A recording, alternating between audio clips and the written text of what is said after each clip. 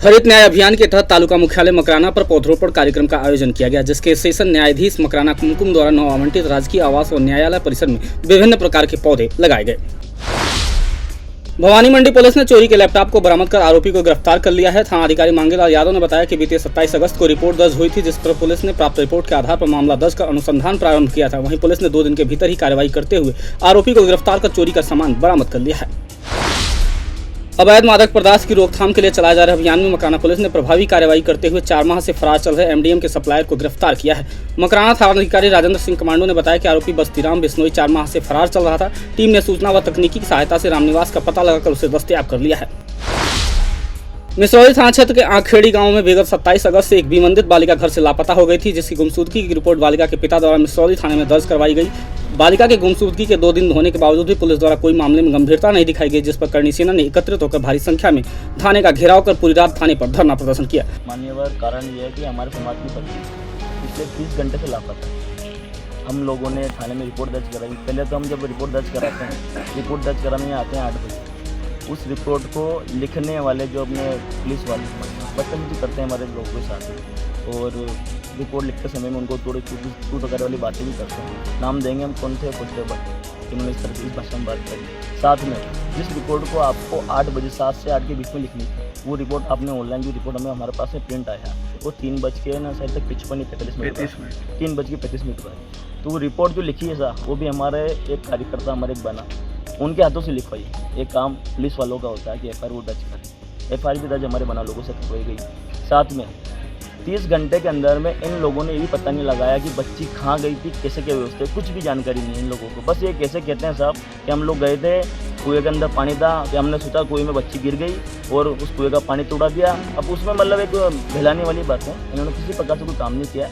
और इसके विपरीत में हम लोगों ने हमारे स्तर पर जितनी हम जानकारी इकट्ठी कर सकते थे उतनी इकट्ठी करी, और हम डेली ढूंढ रहे हैं। और आज जब हम भवानी मंडी थाने घेराव करते हैं, फर्स्ट में हमने वहाँ घेराव किया, उनका ये कहना था साहब हमारे यहाँ कैसे नहीं ना, हमको उन्होंने बताया। उनका स्पष्ट अक्षरों में ये कहना है कि उन्होंने हमें बताया भी नहीं। और आप लोगों के पास जब यहाँ आते हैं तो आप कहते हैं कि साहब हमने कुएं में से पानी निकाला वगैरह, ऐसी बातें मतलब बलगाने वाली बातें होती है। साहब जब एक मंत्री का, विधायक का कोई बच्चा या संतरी मंत्री का कोई बच्चा या कोई ऐसे पुलिस अफसर का बच्चा होता है, तो आप विदिन 5 से 10 घंटों में घेर लेते हो। साहब एक गरीब किसान के बच्चे हैं, तो क्या आप इनकी चिंता नहीं करोगे?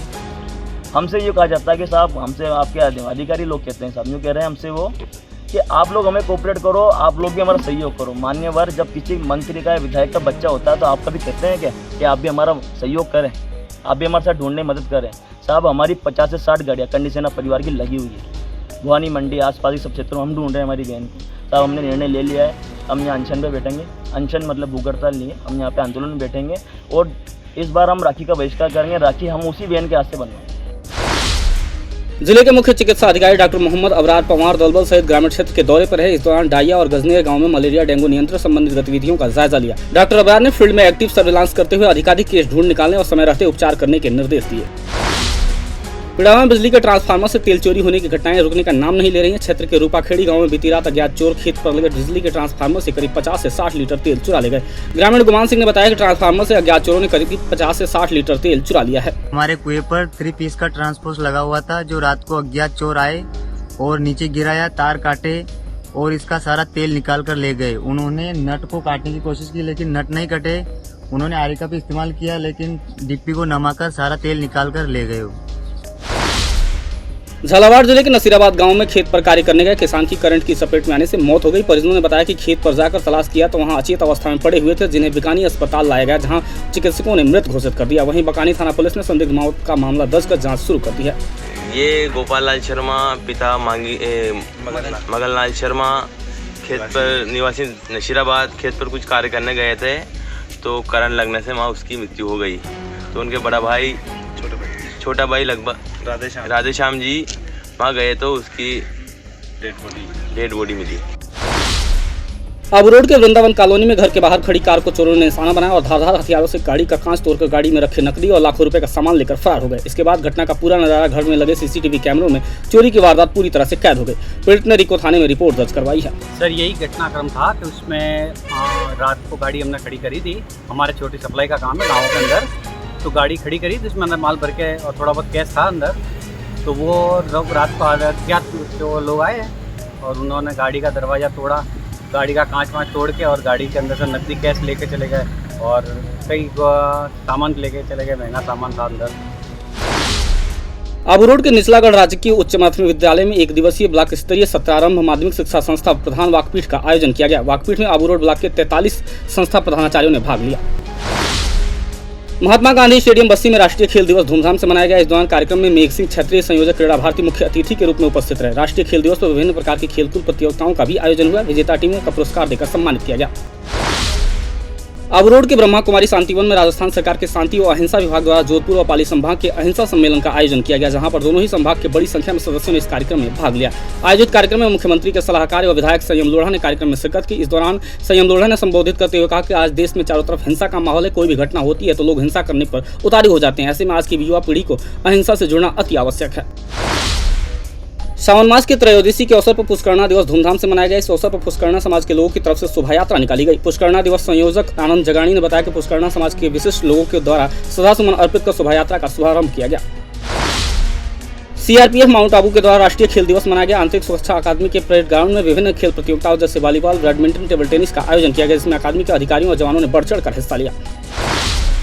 डिग्गी मालपुरा में हनुमान चालीसा का पाठ आयोजित किया गया। आयोजन में जयपुर से करीब 200 गाड़ियों का काफिला रामनारायण कांजला के नेतृत्व में पहुंचा। इस दौरान पूरा क्षेत्र हनुमान जी के जयकारों से गुंजायमान हो गया। वहीं रामनारायण कांजला ने बताया कि इस आयोजन से पहले जोरदार तैयारियां की गई थी। इसके पोस्टर का विमोचन प्रदेश के बड़े बड़े नेताओं ने भी किया था। देखिए, आज शुरुआत में मालपुरा के बारे में जब हम खबरें सुनते थे, मालपुरा में ये हो रहा है, मालपुरा में इस तरह से हिंदू समाज के साथ इस तरह का बर्ताव किया जा रहा है या किसी तरह की व्यवस्था की जा रही है, इसे सुना था। लेकिन जब हमने 2 साल पहले यहाँ पर हनुमान चालीसा करने का संकल्प लिया तो बहुत बाधाएं आई, वो तैयार नहीं हो रहा था। लेकिन रामनारायण जी कांजला जी ने, जो कि एक जुझारू इस उम्र के अंदर भी धर्म के प्रति इतने मजबूत हैं कि उन्होंने कहा कि बालाजी महाराज का कार्य है, मैं अवश्य करूंगा। और इन्होंने 1 महीने से निरंतर प्रयत्न किया, पूरा प्रचार किया, पूरी व्यवस्था को संभाला और आज यहाँ पर मालपुरा के अंदर हनुमान चालीसा का सामूहिक पाठ सफलतापूर्वक आयोजित किया है और कई हजार लोगों की भोजन की व्यवस्था आज उन्होंने की है। मैं ये मालपुरा की जनता पे बहुत विशेष हनुमान जी की कृपा मानता हूँ। हनुमान चालीसा में लिखा हुआ है, संकट कटे मिटे सब पीड़ा, जो सुमिरे हनुमत बल बीरा।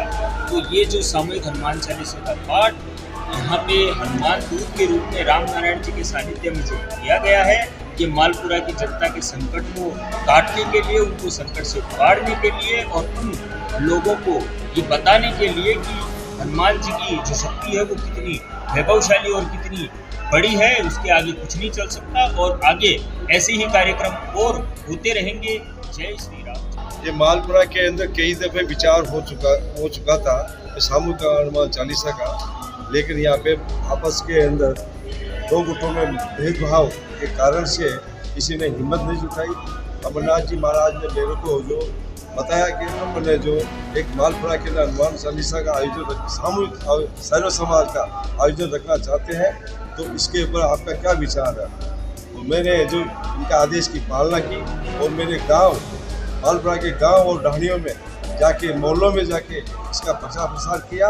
और यहाँ नशिया के बालाजी महाराज, यहाँ पे मंदिर बहुत सारे हैं, बालाजी के कम से कम 50 मंदिर है, लेकिन नशिया जी बालाजी मंदिर है घाटी रोड मालपुरा, इन्होंने इसका स्वीकार किया और हनुमान जी महाराज ने हमारे को हिम्मत दी और आज हनुमान चालीसा का पाठ पूरा। झुंझुनू जिले के बगड़ पुलिस ने 1.5 करोड़ रुपए के जीरा मसाला को खुर्द-बुर्द करने के मामले में 4 लोगों को गिरफ्तार किया है। आरोपियों ने हरियाणा से बांग्लादेश जा रहे जीरा से भरे ट्रक में हेराफेरी कर दी थी। ट्रक में 25 टन जीरा मसाला था, जिसकी कीमत 1.5 करोड़ रुपए से ज्यादा थी। थानाधिकारी रामनारायण ने बताया कि गिरफ्तार आरोपियों को आज न्यायालय में पेश कर रिमांड पर लिया जाएगा।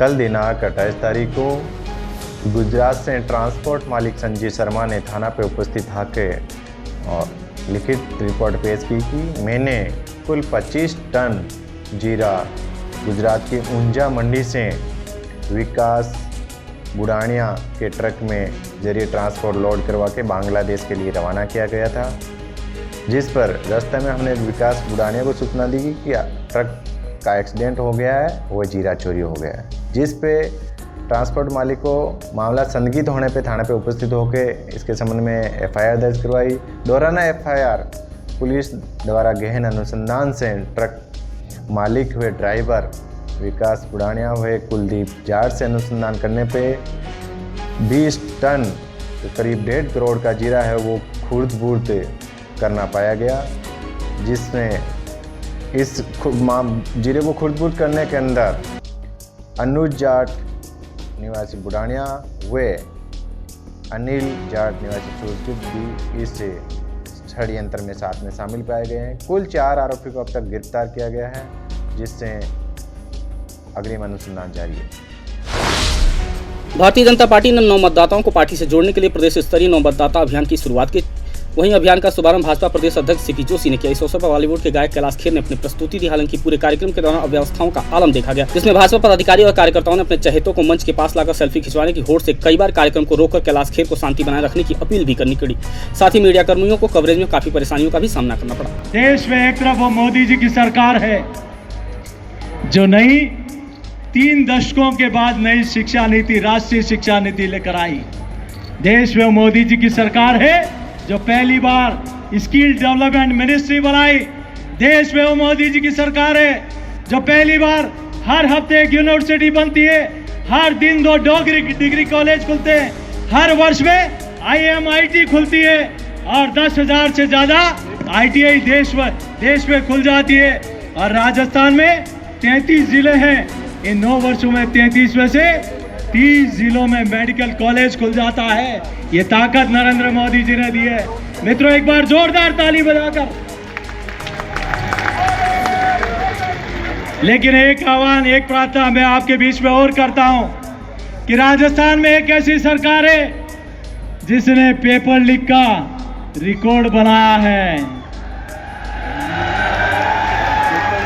क्या पेपर लीक करने वाली सरकार को यहां से हटाना है?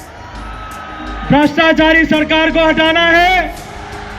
इस किसान विरोधी सरकार को हटाना है? अरे जरा जोर से बोलो, जयपुर के उन बहरे कानों तक आवाज जानी चाहिए। क्या इस गूंगी बहरी सरकार को हटाना चाहिए? क्या इस सरकार को हटाना चाहिए जो बहन बेटियों की रक्षा नहीं कर सके? क्या ऐसी सरकार को हटाना चाहिए जिसने साइबर क्राइम में राजस्थान को 1 नंबर ला दिया? क्या ऐसी सरकार को हटाना चाहिए जिस सरकार ने राजस्थान के गौरव को खत्म किया? मेरा आप सबके चरणों में इतनी प्रार्थना है कि हम तैयार हैं 2023 के रण के लिए। कारागृह में सजा भुगत रहे कैदियों को भले या उम्मीद ना हो कि उनकी कलाई पर भी राखी बंधेगी, लेकिन हर बहन के लिए कैसा भी हो, भाई तो भाई होता है। भाई बहन के प्यार के प्रतीक रक्षाबंधन पर्व पर कारागृह में रहने वाले कैदियों को जब उनकी बहनों ने आकर रक्षा सूत्र बांधा तो बरबसी भाई बहनों के नेत्रों से आंसू छलक पड़े और कैदियों के एकाकिक जीवन में बहनों के असीम प्यार की मार्मिक अनुभूति हुई। इतना ही नहीं, बहनों ने जब रक्षा सूत्र बांधने हुए वचन लिया कि यहाँ से मुक्त होने पर वे अपराध भावना को त्याग कर अच्छे इंसान के रूप में शेष जीवन को बिताएंगे। अच्छा तो लगा राखी तो बांधने दे रहे हैं ना, भाई जल्दी से जल्दी छूट के बाहर आ जाए, यही चाहते हैं। और एक भाई के लिए, एक बहन के लिए यही गिफ्ट है कि भाई ये बाहर आ जाए, मेरे साथ बनाए, मेरे बच्चों के साथ बनाए। अच्छा तो नहीं हाँ बिल्कुल मिलने दिया। देश और दुनिया की हर बड़ी खबर के लिए सब्सक्राइब करें नवतेज टीवी और पल पल के अपडेट्स के लिए बेल आइकन को दबाना ना भूलें, क्योंकि आपकी खबरों का भरोसेमंद साथी है नवतेज टीवी।